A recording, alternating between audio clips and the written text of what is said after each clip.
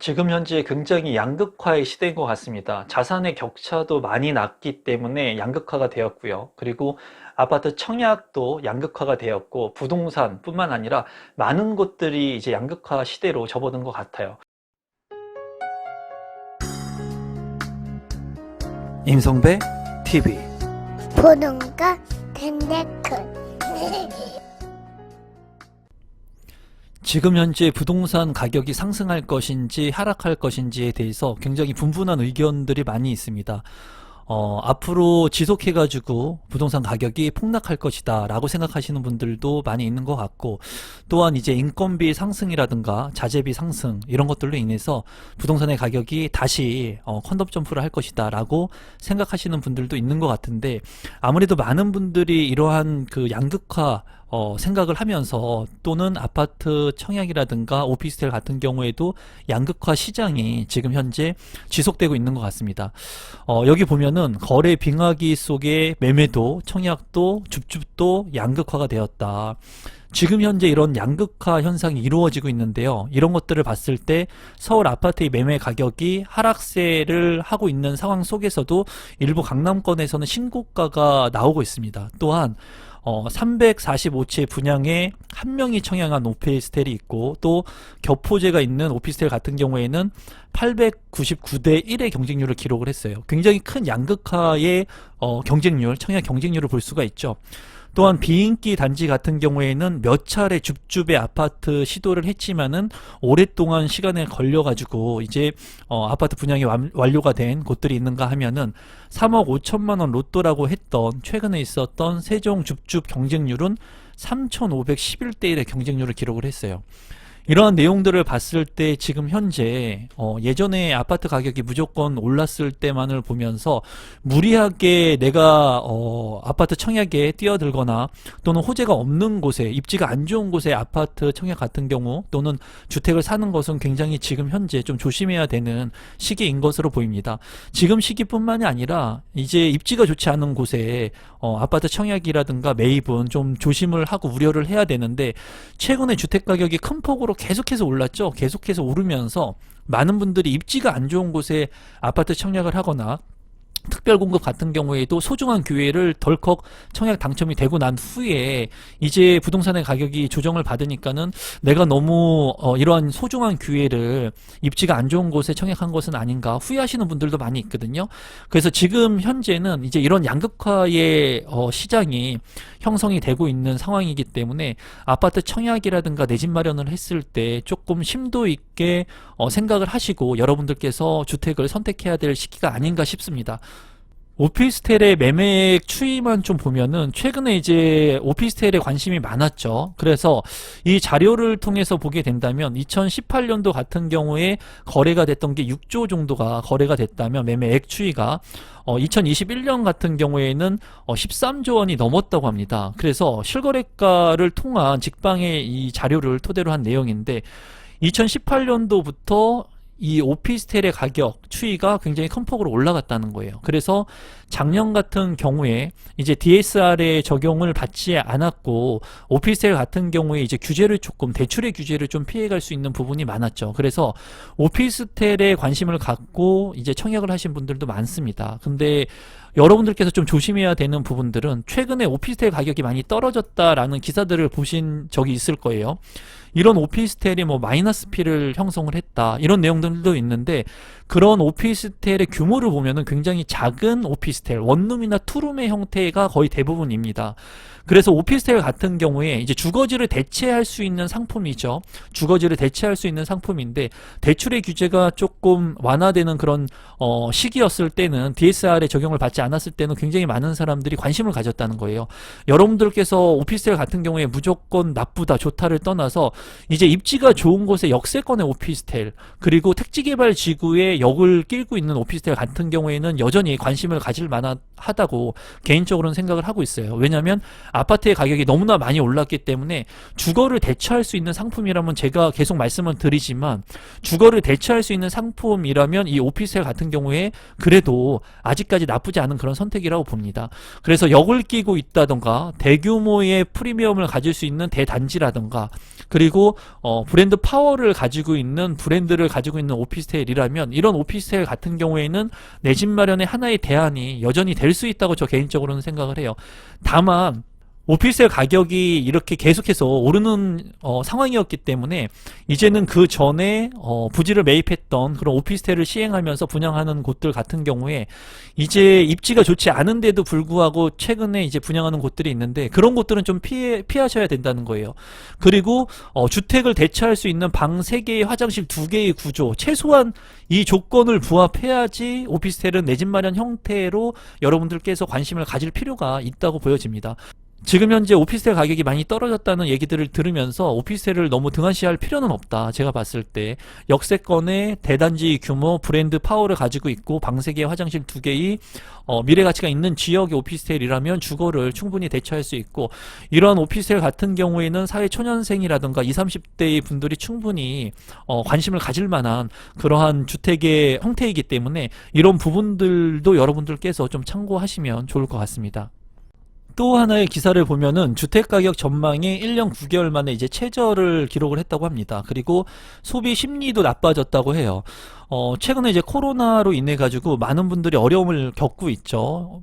소상공인의 어려움들, 그리고 청년들한테 많은 기회가 이제 가지 않는 부분들, 여러 가지 여파가 있겠지만 최근에 이러한 나쁜 경기 상황 속에서 이제 소비 심리도 나빠지고 부동산의 가격도 2월 주택가격 전망이 이제 6개월 연속 하락하고 있다. 소비자 심리 지수도 전월 대비 1.3포인트가 떨어진다.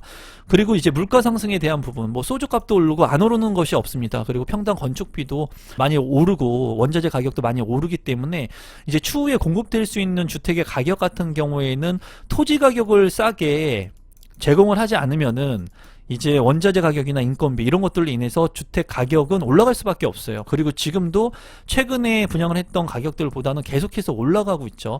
이런 측면에서 본다면 앞으로의 주택 공급이 많이 이루어지게 되는 시점, 물론 몇 년이 될지 모르죠. 추후의 시점이긴 하지만은 주택이 과연 저렴하게 공급될 수 있을지 이러한 부분들은 좀 의구심이 들어요. 무조건 많은 주택들을 공급하겠다, 몇백만 원 공급하겠다 이러한 공약들 말고 실질적인 대안을 통해 가지고 저렴한 가격에 주택을 공급할 수 있을지 그런 부분들이 조금 의심스럽긴 하는데 중요한 것은 주택 공급이 많아지는 그 시점이 도래하게 된다면 주택의 가격이 조정받을 수 있겠죠.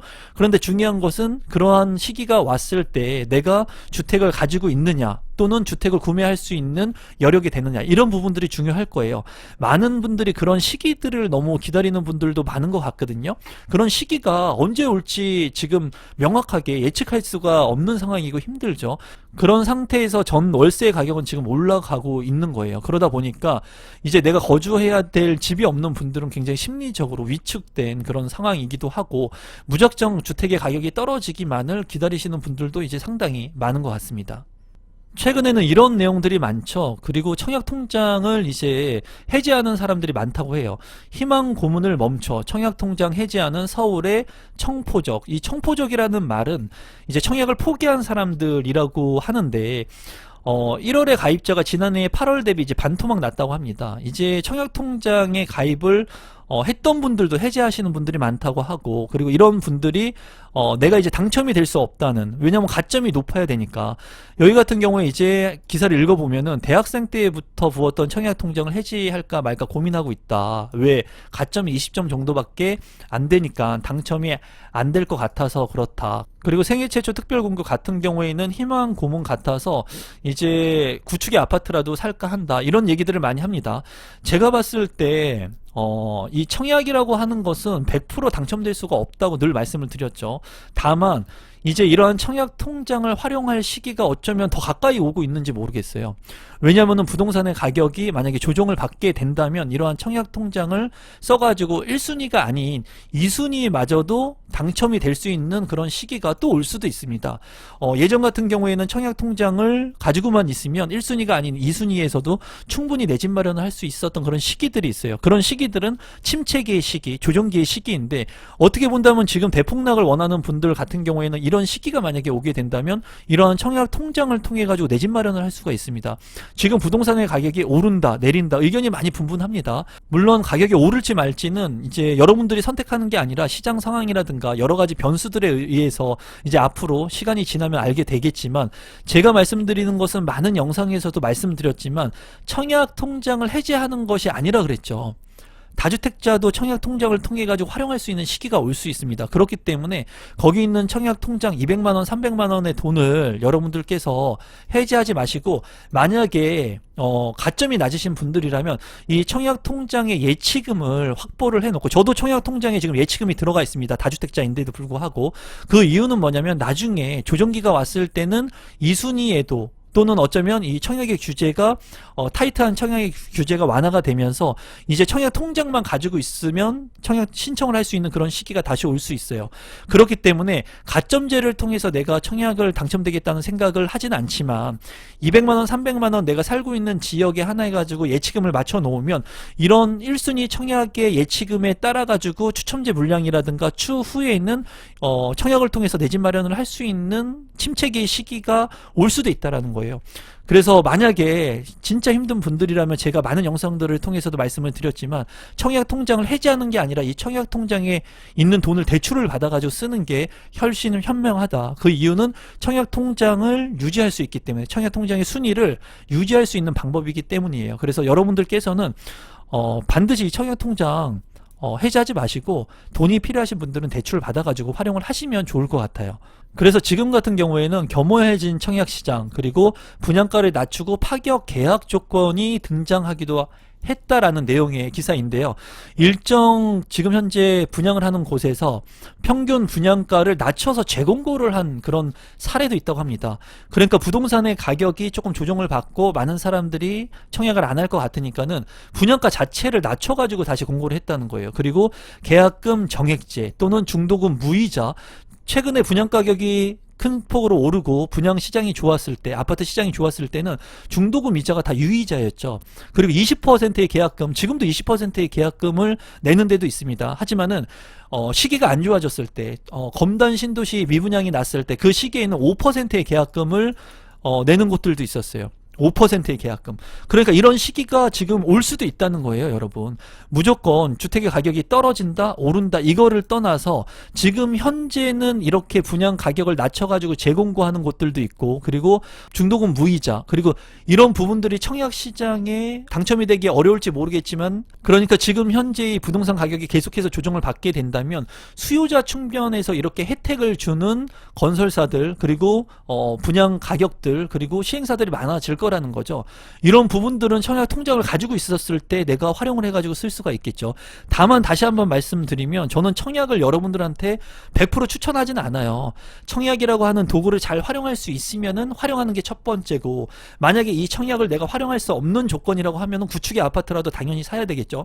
전세를 끼고라도 미리 아파트를 사 놓던가, 여러분들께서 내 집 마련의 형태를 빠르게 할 수 있는 방법들이 무엇인가를 생각해 보시고 선택해 봐야 되겠죠. 그런데 지금 현재 이렇게 청약 통장을 해지하는 분들이 많고 청약에서 멀어지는 분들이 많아질수록 청약을 통해 가지고 내 집 마련을 할 수 있는 기회들은 점점 많아질 수 있습니다. 그래서 이 영상을 보시는 분들 같은 경우에 지금까지 많이 오른 주택 가격, 그리고 아파트 청약의 가점이 너무나 많아 가지고 진짜 내가 내 집 마련하기 힘들겠구나 생각하시는 분들도 많이 있으신 걸로 알고 있는데, 지금 현재는 중도금 무이자, 그리고 이런 파격 분양 혜택 단지들도 늘고 있고, 또 오피스텔 같은 경우에 최근에 높은 분양가로 분양을 했던 그런 오피스텔 단지들도 어떻게 좀 낮은 분양가 또는 이제 할인 분양가, 이런 것들이 또 이루어질 수 있습니다. 최근에도 그런 할인 분양을 했던 곳들이 예전에도 많이 있었거든요. 그때 할인 분양을 했을 때 많은 분들이 등한시했어요. 그런데 정작 중요한 것은 그렇게 할인 분양을 하는 아파트를 내가 싼 가격에 좋은 입지에 매입하신 분들이 자산의 이득을 또 가져왔습니다. 그런데 지금 현재 이러한 상황으로 변모를 할지도 모르겠다는 거예요. 그렇게 된다면 이런 단지들, 그리고 이런 청약들 여러분들께서 좀 관심 있게 보시면 좋을 것 같아요.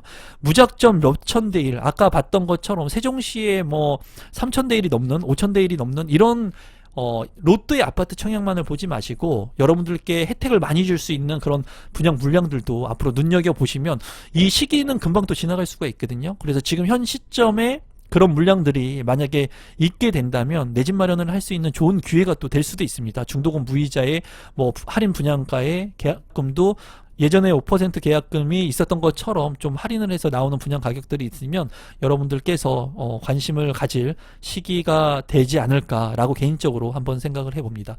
이제 내 집을 마련할 수 있는 시기, 그리고 분양을 받을 수 있는 시기 늘 힘들고 어렵습니다. 하지만은 흘러가는 상황 속에서, 변하는 시장 속에서 그런 기회들을 본인 스스로가 노력하고 공부해서 잡아야 되는데, 지금 역시도 여러분들께서 그런 기회들이 나한테 흘러 지나가고 있는 것은 아닌지 좀 관심 있게 보시면 어떨까 싶습니다. 오늘도 마지막까지 제 영상 시청해 주셔서 진심으로 감사드립니다. 고맙습니다.